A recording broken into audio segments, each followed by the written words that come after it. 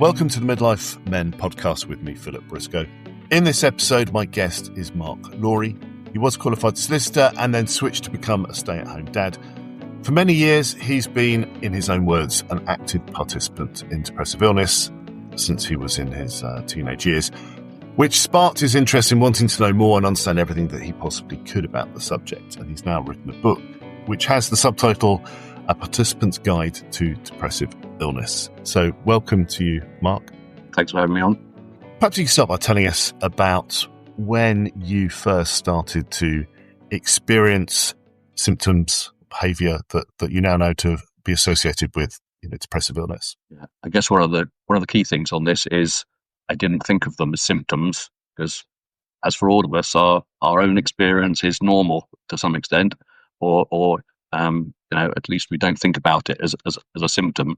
And if we think we're struggling in ways that other people aren't, it's easy just to think that we're a bit rubbish or useless compared to other people, rather than thinking it as a symptom of a thing.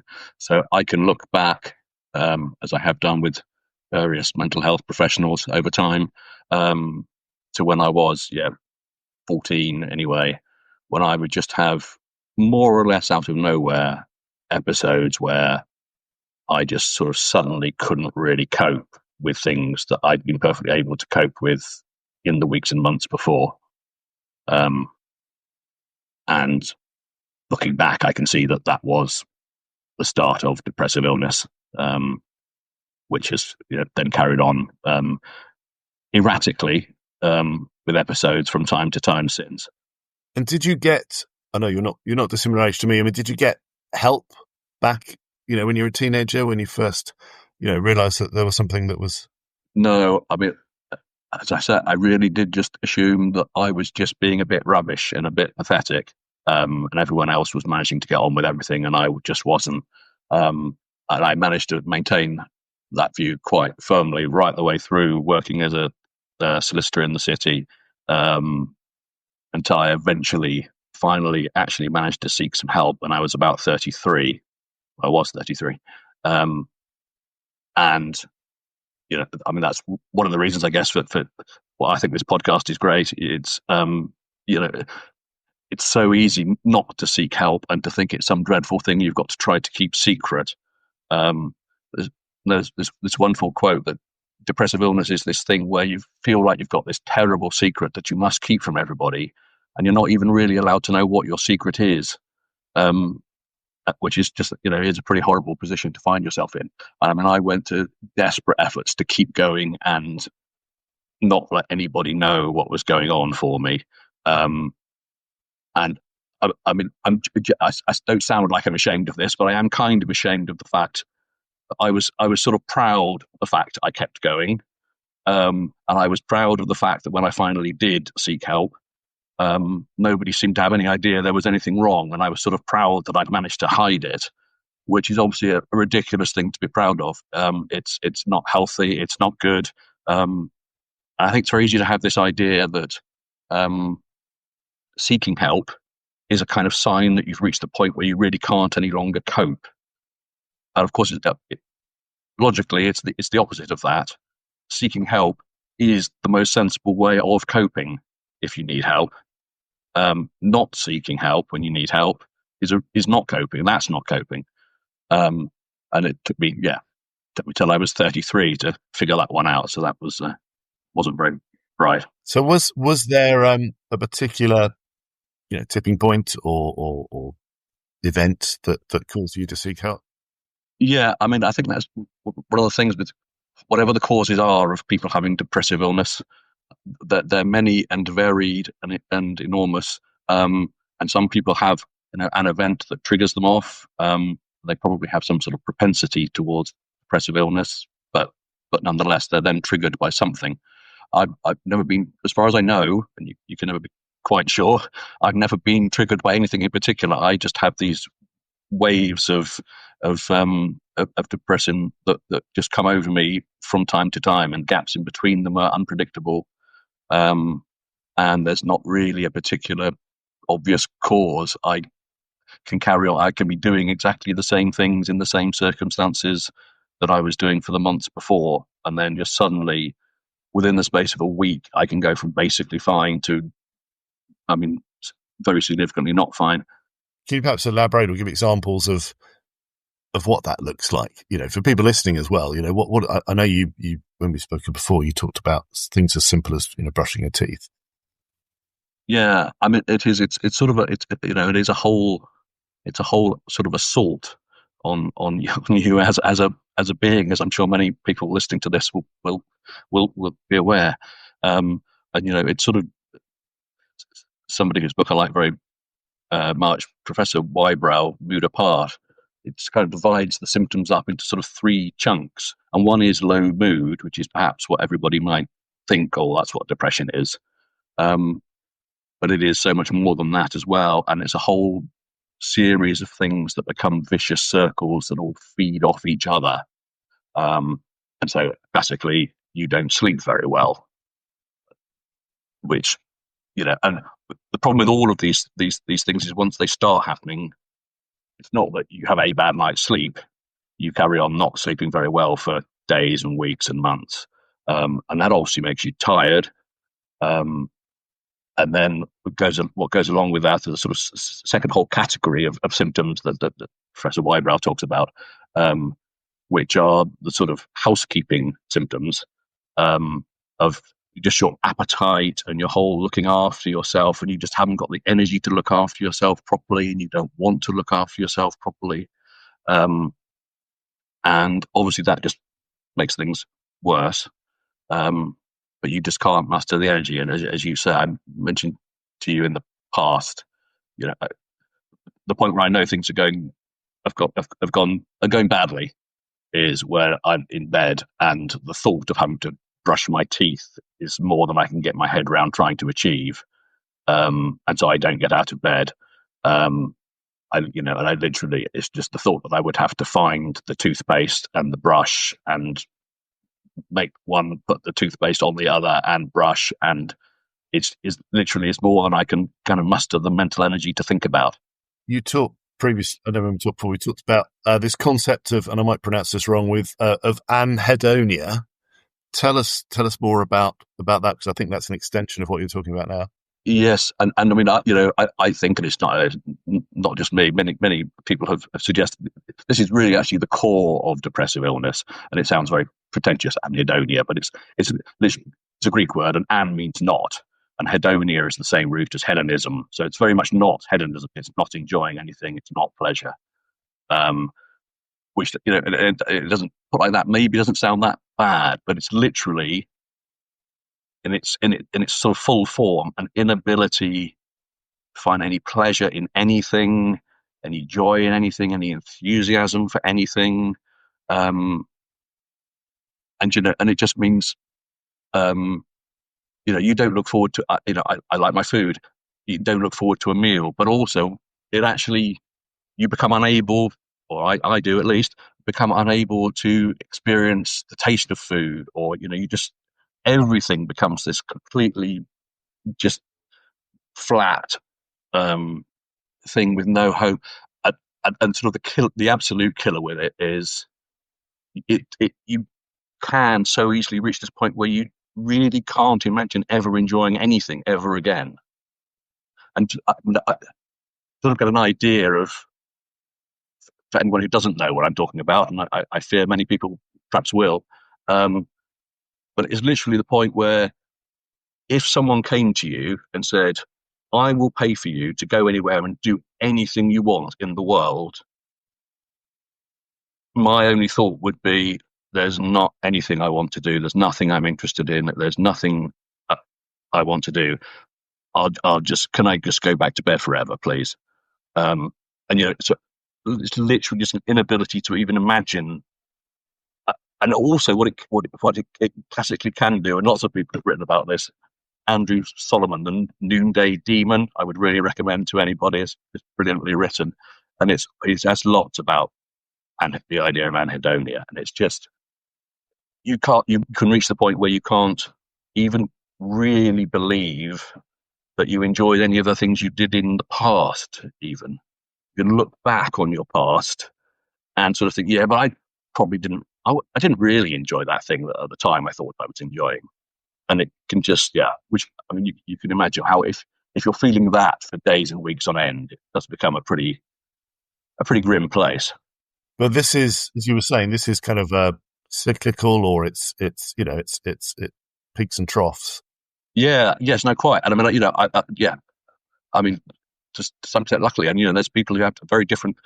Not everyone has cyclical depressive illness. I mean, I have been diagnosed as bipolar 2, which tends to be the cyclical kind of variety of depressive illness in reality, and it's different from bipolar 1, which is what used to be called manic depression, sometimes still is, where you have sort of psychotic experiences and hallucinations in your high bits and then really low downs. It's not the same as that, but it tends to be the bipolar 2 that I've been diagnosed with is when you get it sort of cyclically for no particularly obvious reason, rather than for something happens in your life and you plummet into it. And so you so going back to, you were 33, and you got some help. What did that look like? I mean, it was literally, and I mean, looking back on it, it was absurd, because I had been desperately struggling for 2 or 3 months, and just stupidly trying to carry on. I literally reached the point one Friday morning. This is 2005. I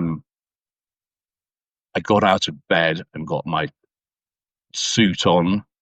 Physically, I was in such a bad way, and I hadn't slept and for months, and I was sick, actually physically sick, and still I was putting my tie on, and I was getting ready to go to work, and it's just this sort of thing that's very easy for a lot of people to get into. I think just this feeling that you have to keep going, you have to keep it secret, otherwise there's going to be some slightly unknown but definitely catastrophic consequence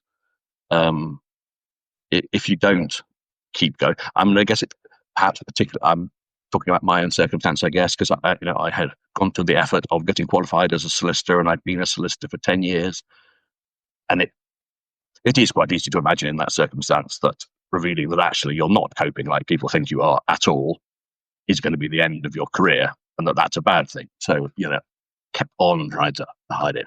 But on that Friday morning, I didn't have the physical energy to walk to the station. I mean, I actually really didn't, and that's what in a way that the mind and body are quite clever. If you really are stupid enough to just try and keep going forever, they will just stop you physically from doing it. And I went back to bed, and I lay in bed, and I thought, there's probably something wrong here. I probably should see a doctor. So I just saw my GP. She spoke to me for 2 minutes before saying that I was quite clearly clinically depressed. Slightly worryingly in some ways, she spoke to me for about another 5 before she prescribed antidepressants, Prozac, but which actually was, well, may have been the right thing, but it was a bit alarmingly quick. And so this was all on the Friday. I was still sufficiently in the mindset that no one could know about this, that I tried to go into work on the Monday. Even though she'd said to me, you're going to need some time off work. And I was like, no, I can't. I mean, I remember just saying, I can't, through a sort of blubbering, snotty mess that I was at the time. And I was just looking at me, what you're going to have anyway. So it turned out Monday morning she was right. I was going to have some time off, because there was no way I was going in. And so I ended up being off work for 4 or 5 months. And I mean, I was lucky enough, and I feel that very strongly. I was lucky enough through my work to have private health insurance, so I got to see a psychiatrist within about 10 days. If you weren't lucky enough to have private health insurance now, you'd be waiting quite a long time, even in what was I was in a bad way. I needed some help. I mean, I've said it before. I've broken bones and things, and you get immediate urgent help inevitably at A&E, and I was much more in need of urgent help in October 2005 than I was with any of my broken bones. And you just wouldn't get it if you didn't quickly enough, if you weren't didn't have private health insurance. So I mean, I had slight guilt that I was lucky enough to be able to jump the queue and see a psychiatrist quickly, but I didn't need to. Everyone else needs to be able to as well, rather than me not. And yeah, so I saw a psychiatrist at the Priory in Roehampton, which was, I was initially completely shocked by. I'd vaguely heard of the Priory. As far as I knew, it was somewhere where celebs went to kind of check themselves in very glamorously, to be pampered, like it was a spa hotel, and were treated for drug addictions and things. And it was, it's not, funnily enough, it's a psychiatric hospital, where they have lots of psychiatrists and therapists and people to help people who really need help. And one thing I always I found interesting, just in conversations with quite a lot of the therapists, was just they pointed out that a lot of the celebs, they get a press release, it's some sort of addiction, because in their world that's fine and actually quite not glamorous, but quite normal. They then receive treatment for depressive illness, which does just, I think it shows the ongoing stigma that there is, that those people would much rather have it be known they've got a heroin addiction than that they're suffering from depressive illness. Now, one of those, to some extent at least, you've arguably brought on yourself. Now, I mean, there's all the stuff about how people have addictive personalities, and perhaps they don't really bring it on themselves, perhaps they, but to some extent they've brought it on themselves, maybe. But it's still much less shameful as far as people are concerned, saying that they've been in the Priory being treated for depressive illness. It says a lot, I think. And how much, and without asking for any specifics or details, there's also an assumption that perhaps it's based, depression is based on underlying trauma or something that happened to you, years ago in your childhood. How true is that, certainly in your experience, or can it just be the way that your brain is operating at the time? Yeah, I mean, for me, I've done quite a bit of therapy and thing over the years now, and I've thought about this, and therapists will inevitably inquire about your childhood and whether there was anything that you can think of.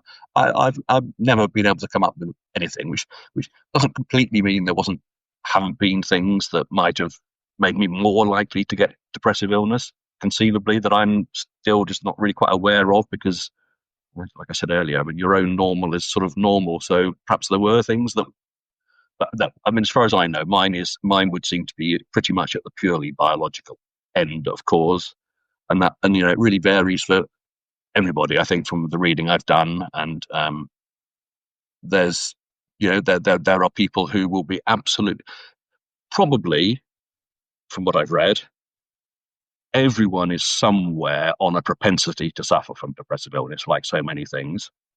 So that for some people, it would need only something tiny to happen, or relatively tiny to happen, for them to suffer from depressive illness as a result. Other people are much more resilient in terms of their chances of experiencing depressive illness, and they will survive living in Ukraine and being bombed, and somehow extraordinarily will still manage not to have any depressive illness. And so then there's all sorts of social factors and things that which your life just being hard. I mean, my life, I often feel a bit guilty, well, quite guilty about this. My life has not been hard in any way. I've been a privileged person. I've had objectively a very easy life. And so there's no real, I've always struggled. I have no justification for my depressive illness, as it were. It just happens. So, yeah. So it's on an individual basis, basically. Yeah, no, quite. There's, it's one of the things. Depressive illness. There's a whole load of different experiences of it. There's a whole load of different causes of it for each person. And yet at the same time, there's a huge amount of similarity of what people experience. Most people would experience some element of the anhedonia, of the not sleeping, of the loss of appetite, of the not being able to think clearly and not being able to concentrate and all those things. So it's sort of it's there's a definite, very coherent set of things that people tend to experience, but at the same time, everyone's is unique. Everyone's experience is unique. So so right at the beginning, we talked about the fact that you then decided to become a stay-at-home dad. Was that part of your coping strategy? Did it seem that the logical thing to do? Yeah, I mean, I quite quickly, I had never exactly loved being a solicitor, and I didn't find it very satisfying. I was in intellectual property, so I spent a lot of my time writing letters on behalf of very big companies to smaller companies, moaning that a name they were using was a bit similar to my client's trademark. And I was sort of writing them and thinking, oh, but come on, who cares? I mean, really, can't we all just get over this? So I never exactly loved being a solicitor, and it's one of those classic things. I think, perhaps particularly in depressive illness, where it's very important to be clear that just because you can do something doesn't mean that you should. I mean, I could be a solicitor, and that's sort of perceived as a good thing to do, and therefore it was very easy to feel like because I could do it, was capable of doing it, I should do it. Whereas actually, it was not doing me any good. And there's all sorts of things about being a solicitor that are not terribly healthy for someone who has any propensity to depressive illness. I mean, not least the fact that I used to have to record all my time in 6-minute units. So if you had a bad hour where you really were not feeling, and you just weren't concentrating, and you couldn't concentrate no matter how hard you tried, you were not recording anything for that hour, and then that just built kind of pressure, and there's a number of reasons. Anyway, so I yes, it was it's one of the probably about the most interesting period of my life in many ways. I went from going to the Priory for the first time in November 2005, thinking, or at least up to that point, thinking, what I've got to do here is I've got to find a way to get back to being able to function as a city solicitor, and that's what I've got to do here. And within 3 or 4 months, it was okay. What I've got to do here is find a way of not being a solicitor anymore. And it just, all the awareness of it just wasn't. It's not an ideal environment for anybody who has a propensity to depressive illness that comes back. My wife and I had previously thought about having children. My wife is also a city lawyer.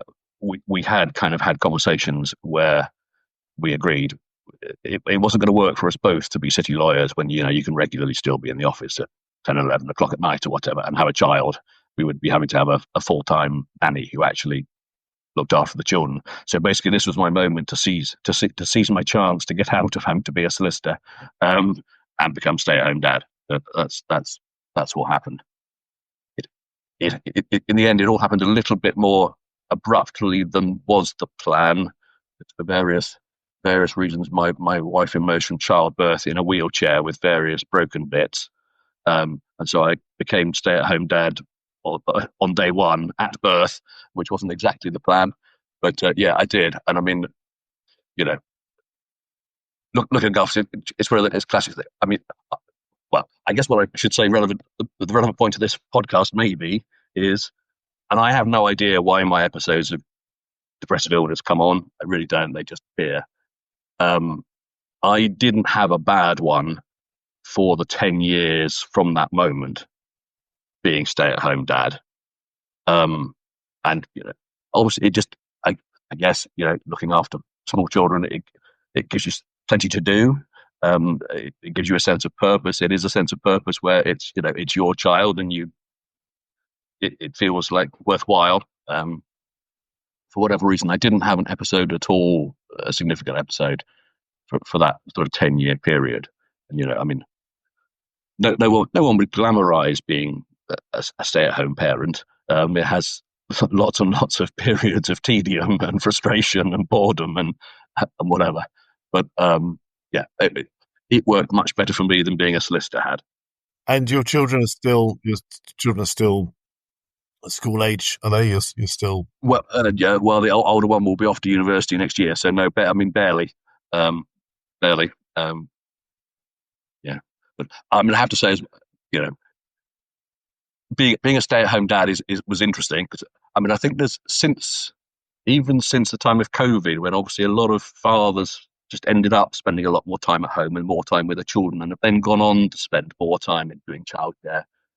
In 2007, there were still very few stay-at-home dads doing it full time, and this was a thing where I sort of got undeserved. It was sort of praise and congratulations. I mean, I remember regularly having conversations with mums, and they would sort of say in slightly amazed tone, "Oh, what, you look after them the whole time, and you feed them and you do all the nappies and whatever." And I'd sort of say, "Well, yeah," and they'd say, "Wow, that's amazing," and I'd say, "Yeah, it's exactly what you're doing. It's exactly what you're doing." It's like and I would. It was a bonus. I would get more credit. I would get more credit for doing exactly what the mums were all doing. Do you think it's changed now?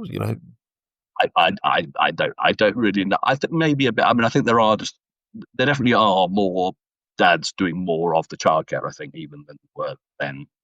But yeah, no, I mean, it was just it sort of used to amuse me that and it was quite nice. I would get credit for doing all sorts of things which most of the time the people giving me the credit were doing the same thing exactly.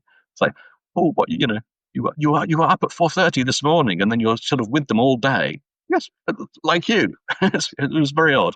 Let's talk a bit about the subconscious and the brain, because I know you've spent a lot of time researching and trying to understand, some of the complexities around, depressive illness, not least its name. I mean, perhaps we start by, do you want to talk about your thoughts on the name we give it? But then let's talk a bit about, the brain itself and what you've... Well, it may have been noticed that somewhat tediously I've called it depressive illness. I think almost every time, because I just think depression is such a feeble sort of a term for what is a very real thing for people who experience it, and is a very vicious and brutal thing for people who experience it. And some people sort of say, oh, they sort of object to other people saying that oh, that was depressing when I don't know, it rained when they planned a picnic or something, and they say, oh, that was depressing. And then there are some people in the depressive illness community, as it were, who sort of object to them saying that. And you shouldn't say that's depressing, because that's not really depressing. I think it's depression that needs to change its name. That's perfectly reasonable use of depressing, although I would prefer dispiriting myself, if people could just say it's a bit dispiriting that it rained when we were having a picnic. But so, and then you're into the options of what else you could call it. Depressive illness flags that it is an illness. It's better than clinically depressed, which I think is all. I think. I mean, that's what the GP initially said to me on day one of me seeking help was, "Oh, well, you're clinically depressed." That just sounds like you're miserable, but I, as a doctor, am willing to certify you as miserable. that's still how it sounds to me. So anyway, depressive illness, I think, is better. It acknowledges that it is. I mean, again, you could huge arguments about whether illness is right or whether it should be disorder or syndrome. And I mean, frankly, I don't care. It doesn't matter what you call it. But depressive illness flags that it's a real thing, with the symptoms that people vaguely think of as depression. I would prefer, and I'll get on this will get me on to my rant about the brain being somewhat fundamental. I would prefer depressive brain malfunction, because that is actually a description of what must be going on.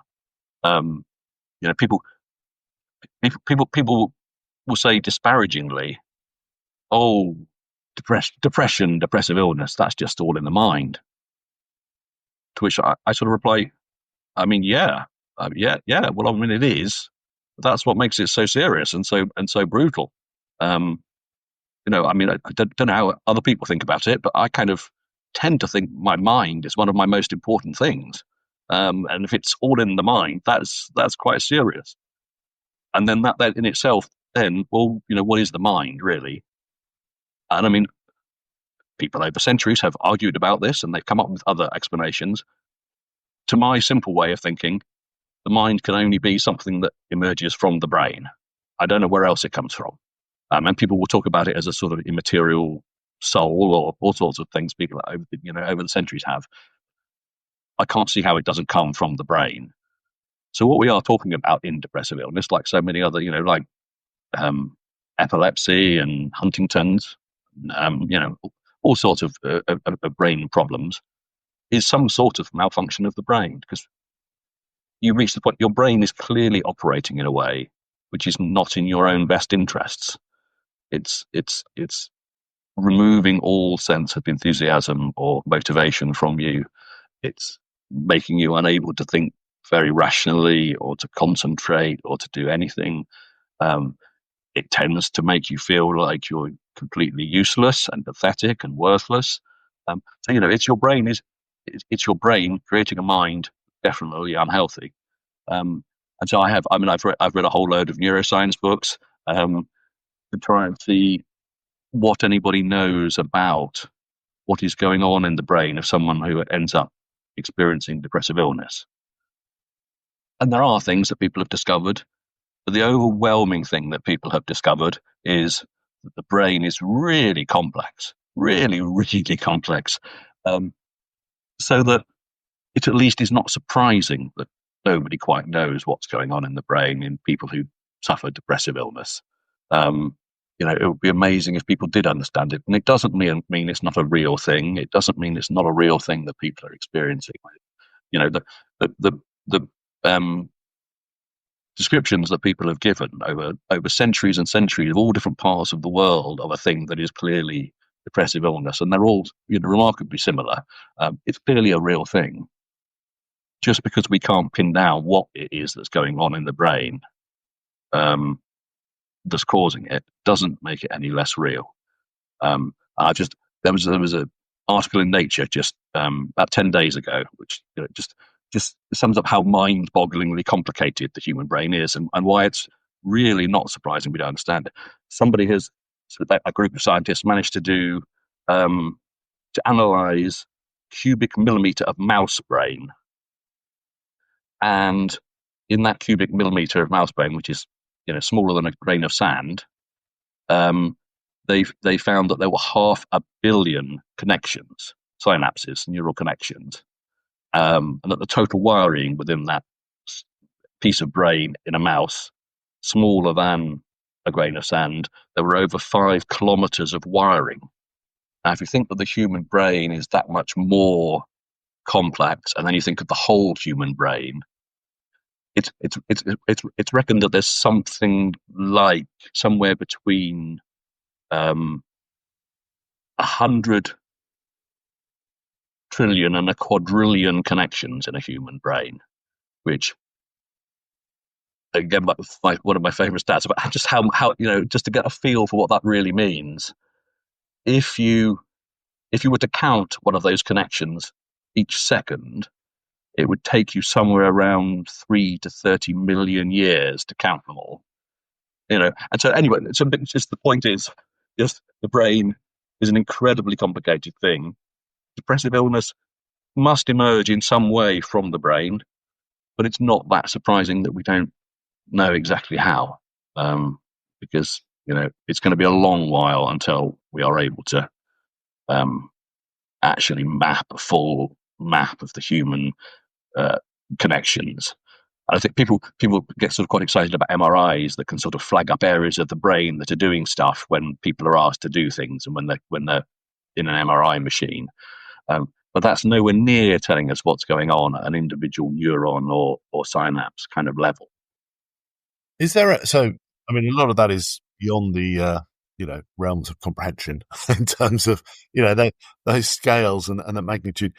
Is there anything? I know we talked a little about this a bit earlier, but is there anything from what you've researched that might indicate that some people perhaps more susceptible, or are there themes, attributes that some people might have which would mean their propensity for depressive brain malfunction is more than others?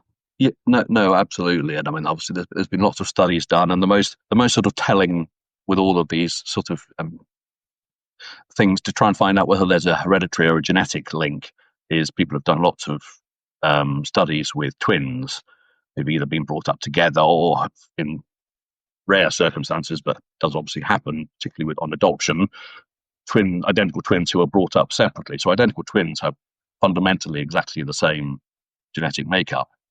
And the studies have shown that if one twin has demonstrated depressive illness symptoms, the other twin, even brought up somewhere entirely separately by different parents, is that much more likely to also experience depressive illness symptoms. So there is definitely a hereditary genetic element. And they've started finding gene variants that do increase propensity to depressive illness, but unfortunately they've only found ones that increase it by sort of 0.5%, or so nothing that's particularly conclusive. But there is, there's no doubt about it. Different people are more likely to suffer than others. And in your experience, I wanted to ask you about this. There's often a lot of discussion around drugs to help with depressive illness versus not using drugs, which might be masking or hiding what might be the cause. In your experience and through your research, what are your kind of findings on that? Yeah, well, I'll do my experience, which was, I kind of look upon the drugs as worth a try. So I have taken Prozac for very nearly 20 years, and I'm also on lithium, which is sort of a medication that's given largely for bipolar disorder. I've taken that for about 20 years, so I've been taking them for ages. I can honestly say I've got no idea whether they help or not, which is not very helpful. But there's no way of knowing. I mean, would I have had more episodes of depression if I hadn't been taking those medications? No idea. I mean, I have had serious episodes whilst taking the medication. Does that mean they're not working? I honestly don't know.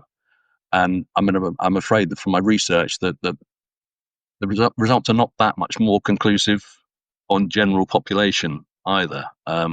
How much they help. I mean, antidepressants, particularly selective serotonin reuptake inhibitors, of which Prozac is one, there seems to be quite good evidence that they help people with quite severe depressive illness, not so much people with milder depressive illness. I mean, that slightly is one thing that interests me, and I think is worth knowing. I mean, me with my easy, privileged, pampered life, if I'm managing to feel despair and worthlessness, there's probably something medical, biological wrong going on. But if you are a single mother who lives on the 17th floor of a block of flats and the lift doesn't work and you've got 3 children and you're finding each day an incredible struggle and you're not experiencing much joy or enthusiasm for anything, you might still have depressive illness, but you might just, have a really tough and hard and unpleasant life. And the problem is there's a lot of people in that situation who go and see their GP because they are finding it really tough, inevitably, and GPs will just give them a prescription for an antidepressant because that's all they've got to offer. They can't move them to a nice house on the ground floor, and it's not within their power. So all they can do to show they're taking the person seriously is offer them antidepressant, and that sort of skews all of the tests then of whether antidepressants work on depression, on depressive illness, because there's an awful lot of antidepressants probably being given to people who aren't actually suffering from depressive illness. They need other help in their lives urgently, but not depressive illness help. So, apart from the medication that you take, how perhaps you could just explain how what is your coping method on an ongoing basis? I mean, you looked after your children for 10 years, and you said that really reduced the amount of episodes that you might have experienced. But what, for people listening as well, I know there's no answer, but what's your strategy? I mean, I wish I could honestly say I really have one. I mean, I guess my strategy is not. I mean, I haven't had paid employment since 2005, which I guess is one of my strategies in reality, because I know that there will be times when I won't be able to cope with doing stuff if I have to. So I do. I mean, it's partly in reality why I wrote the book. I mean, that took up whilst the boys were still at primary school anyway. My time from dropping them at 9 to picking them up at 3 p.m. I spent reading over 150 odd books on all sorts of subjects, and then writing my book.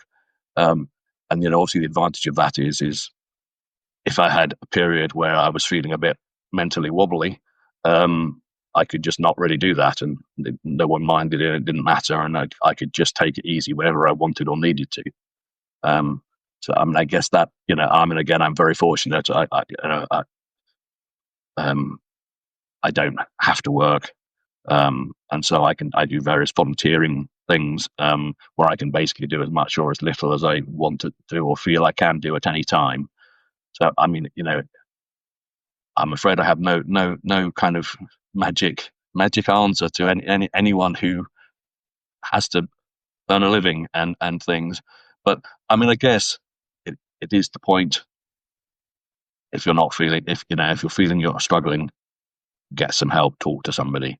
And I mean, I have, I get one of my coping mechanisms, I guess, is whenever I have felt on any kind of slippery slope, I have tended to see a therapist. And I mean, I find that incredibly helpful. I mean, I have to, if anyone had told me this in 2005, when I went off the first time to see a psychiatrist, and he actually suggested I do some therapy, and that was the most terrifying part of the whole experience. I think it was just like, oh God, no, I don't need to do therapy. Surely I'm not mad. I'm not, and there's a lot of, it's really easy to sort of mystify therapy. It's basically just talking to someone who's a hopefully experienced and trained person at listening to people, in circumstances where you can say anything confidentially, so you can just let it all out. And I mean, I do think therapy only works if you do kind of adopt that approach. If you're still if you're censoring yourself in therapy, you're probably not getting the full benefit. And just talk things through. And I mean, it does help. It helps me enormously, or has done at times. So I think I was going to ask you a final question, actually, which I think you've kind of really answered. But for people listening, who perhaps are your what happened to you is resonating with them. What would your advice be? In terms of a first step, just to at least make some sort of forward motion. Yeah, I mean, again, I mean, it does depend on circumstances, and I don't know. I'm quite in a position to advise other people, but and depending on how bad you're feeling. But if you're feeling like this is, I'm struggling to cope, I'm not looking forward to things, I'm not sleeping, and all those things, and you think this. Do seek some help would be my advice. Don't be an idiot like I was for so long. Seek some help. Seeking help is coping. You're not acknowledging that you can no longer cope. You are coping by going to seek some help, and whoever that might be. I mean, if you've got a friend who you really can talk to, that's fine. If you've got a partner, talk to your partner. But I mean, an independent person, just GP. Start with, and then if you can get some therapy, or I think that's it is really helpful. It's amazing how useful it is just to better talk things out rather than keeping them going round and round in your head, getting progressively worse and less helpful. And I guess you said earlier, that you thought it was just you, and that but I guess that normalization of Yes. It's not just... Yeah. No, it's quite, yes. Just to become aware that you're really not the only one, and read other people's accounts. There's lots of really good other people's accounts, and I think of them as thank God, not just me moments. And you're reading a book, and someone describes something which is a thing that you've thought or felt or done or anything. Well, I may be mad, but there's someone else who's mad in exactly the same way, at least, and that's reassuring in itself. So, yeah, the normalization is really important. It's just to realize it's not just you. Thank you, Mark. Thank you for being really open and honest with us. I really enjoyed the conversation. Thank you. Thank you. Thank you for listening to the Midlife Men podcast with me, Philip Briscoe. If you can relate to Mark's experience and don't know what to do next, we recommend that you speak to your GP or a health professional. To help raise the profile of the podcast, I'd be very grateful if you could leave a rating or review on your preferred listening platform or directly on the website, mid-lifemen.com. Finally, there's a book called Men Speak Up, Journeys Through Mental Health, which is based on the podcast and available on Amazon and through other online retailers.